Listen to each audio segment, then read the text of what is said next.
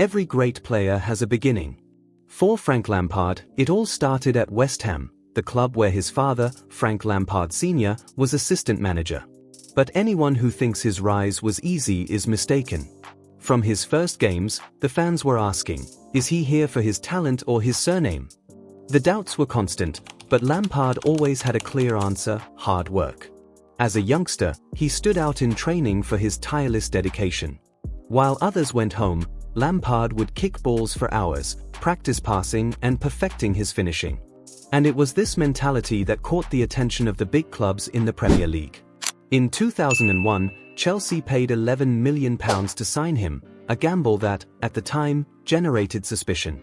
Many wondered if he was worth that amount. The answer would come in the following years. In his first season at Stamford Bridge, Lampard showed that he was not just another midfielder. His tactical intelligence, vision of the game and ability to reach the opponent's area with precision made him a key player in the team. But it was the arrival of Jose Mourinho in 2004 that changed everything. With the winning mentality of the Portuguese coach and Lampard's dedication, Chelsea went from being a promising team to a powerhouse.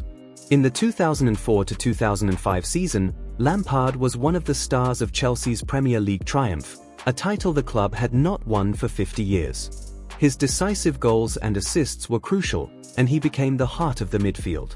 And so, from a youngster who was challenged at West Ham, Lampard became one of the best players in England. But that was just the first part of a legendary journey. The first Premier League title was just the beginning. Frank Lampard was not one to rest on his laurels. The following season, 2005-2006, was even more impressive. With 16 league goals and a string of other impeccable performances, he helped Chelsea win their second English title. The midfielder was not only a quality passer, but also an unexpected goalscorer. It was during this period that he began to break records. In 2005, he came second in the Ballon d'Or, behind only Ronaldinho. A huge feat for a player who had been discredited years before. But as he grew up at Chelsea, Lampard also assumed an increasingly important role in the England national team. At the 2006 World Cup, he was one of England's stars, alongside Gerrard, Beckham and Rooney. But the tournament did not end as expected. The team was eliminated on penalties by Portugal, and Lampard, who had always been decisive for Chelsea, missed a penalty in the shootout. The disappointment was huge, but his mentality did not allow him to be discouraged. The true champion proves himself in difficult moments. Back at Chelsea, he continued to rack up impressive numbers. In 2009, he was voted the Premier League's best player of the decade. His dominance in midfield was absolute. He got into the box like few others, had an accurate finish and a vision of the game that made him one of the most complete players in the history of the championship. But something was still missing. The Champions League, the trophy that narrowly escaped him in 2008, in the final against Manchester United. Lampard scored in that game, but saw his team lose on penalties. Was fate cruel to him? Was this the only title missing from his collection? He didn't know it, but fate still had in store for Frank Lampard one of the most unforgettable nights of his career. A final that would mark him forever. The years passed, and Frank Lampard continued to be the soul of Chelsea. Each season brought new challenges, but he remained a leader on and off the field. In the dressing room, he was respected by everyone.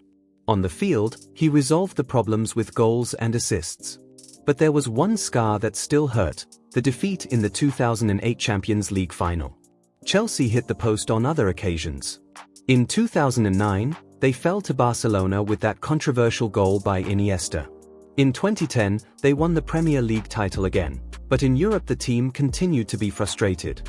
And in 2012, no one imagined that this would be the season of redemption. The team was not the favorite. On the contrary, they arrived at the final stage discredited. But Lampard and his teammates believed. In the semi-final against Barcelona, at Camp Nou, Chelsea seemed eliminated after losing.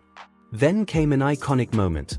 Lampard, with his coolness, gave a perfect pass to Ramires, who scored a great lob. Chelsea held on for the draw, and the qualification came in heroic fashion. The final against Bayern Munich, at the Germans' home ground, seemed like an impossible mission. Bayern opened the scoring at the end of the game, and everything pointed to yet another disappointment. But Lampard knew there was still time. And it was then that, in the final minutes, Didier Drogba appeared to score the equalizer and take the decision to penalties. In the dispute, Lampard took responsibility and converted his penalty with the usual category. Chelsea won, and he had finally won the most coveted trophy of his career. Frank Lampard, the boy who had once been questioned, was now the European champion. But his football journey would not end there. Time was passing, and he knew that he would soon have to say goodbye to Chelsea. The question was, how would he end his story at the club that had become his home? The 2012 Champions League was Frank Lampard's consecration, but his story at Chelsea still had important chapters to be written. He was not only the captain who lifted the big ears, he was the heart and soul of the team. And in the following season, he showed that he still had a lot to offer. Chelsea was facing changes. New players arrived, coaches came and went, but Lampard remained the reference. And then, on May 11, 2013, came another historic moment. In a game against Aston Villa, he scored 2 goals and became Chelsea's all-time top scorer, surpassing Bobby Tambling. 211 goals. A midfielder with attacking numbers, a player who transformed the meaning of his position. But time is not forgiving, not even for the greatest idols. At 35, Lampard began to lose his place in the team. It was inevitable. Chelsea was renewing his contract, and his contract was coming to an end. The fans knew that moment would come, but they were never ready to say goodbye. And then, in 2014, the news was confirmed. Frank Lampard would leave Chelsea after 13 years of glory. His departure was announced with a mixture of sadness and gratitude. But what no one expected was that his next destination would have such an impact. He signed with New York City FC, but since the club would only debut in Major League Soccer in 2015, he was loaned to Manchester City. That's right, one of the greatest idols in Chelsea's history would wear the shirt of a Premier League rival. And that's when one of the most surreal moments of his career came about. Frank Lampard's time at Manchester City was short but unforgettable. His goal against Chelsea was a surreal moment, a reminder that football can sometimes write unexpected scripts. But Lampard knew that this was not his final destination. His future was reserved for the United States, where he would begin a new chapter in his career with New York City FC, a newly founded Major League Soccer club. When he finally arrived in the United States in 2015, he found a football scene on the rise. The MLS had already welcomed stars such as David Beckham, Thierry Henry, and Kaká, and now he was counting on him to attract even more attention. But it wouldn't be easy. American football was a physical and intense style, and Lampard was no longer the same player he had been years ago. Still, his talent and experience made a difference. The New York fans quickly realized they had a leader on the pitch.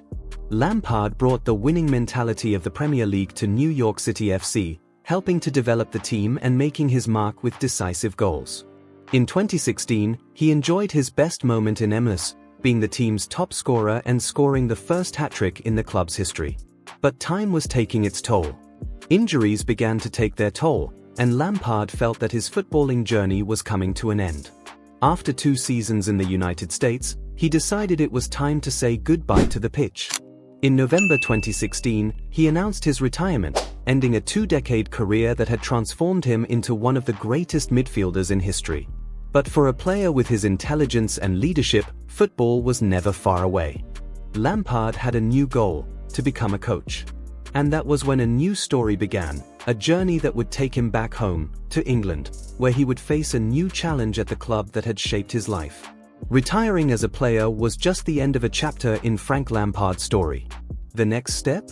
Becoming a coach. But he knew that being a successful former player wasn't enough to make it on the bench. It was necessary to study, learn, and build his identity as a coach.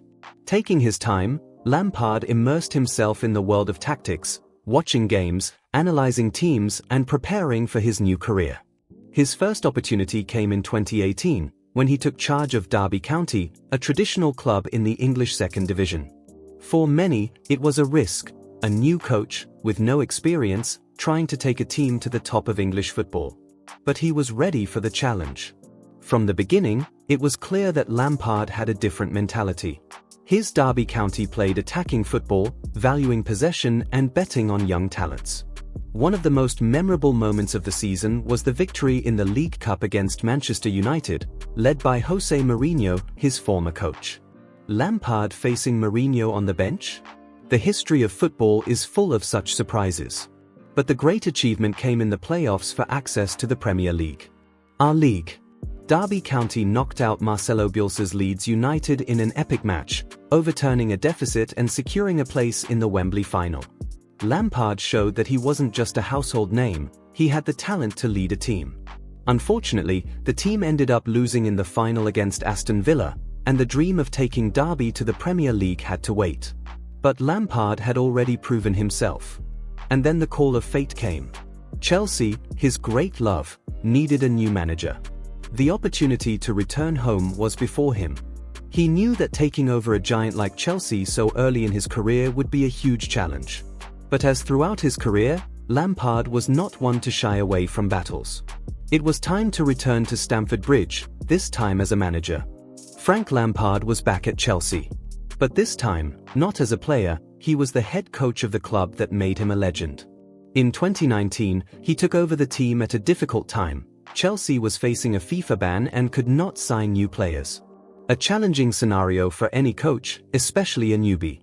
Unable to strengthen the squad, Lampard had to look for solutions within the club itself. And that was when his big bet shone: youth. He trusted players who had come through Chelsea's youth system, such as Mason Mount, Tammy Abraham, Reece James and Fikayo Tomori.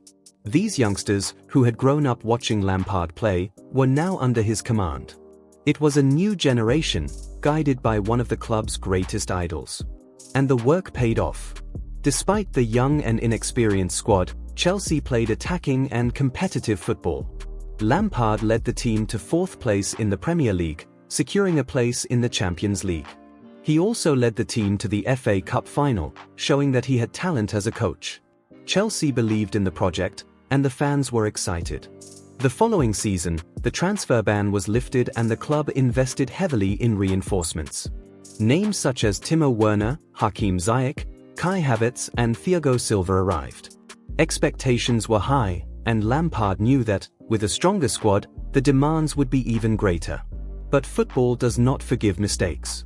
Results began to fluctuate. Chelsea struggled in the Premier League, and the board, impatient, began to lose confidence. Lampard struggled to find the best formation, but internal pressures were increasing. The fans still supported him, but football is a cruel business. And, in January 2021, the decision was made: Lampard was fired from Chelsea. It was a hard blow. His dream of managing the club he loved was cut short sooner than he expected. But he was not the type to give up. Just as he did as a player, Lampard knew that every setback was an opportunity to rise again. His journey as a manager was just beginning. After leaving Chelsea, Frank Lampard faced a new phase of introspection and reflection. The dismissal was bitter, but he did not sit idly by.